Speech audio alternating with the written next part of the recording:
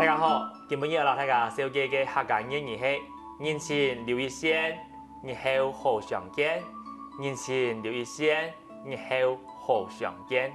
人老人之間有時間不免會有衝突嘅時節，這樣時絕對就冇老話講切，用親tou嘅話來老人相罵。這樣人係一般上會有轉換嘅議題，就冇誒。故說，你唔管做乜嘅事情，總會退一步想，這樣人就會平安自得。然後你再來念一道：人前留一線，日後好相見。人前留一線，日後好相見。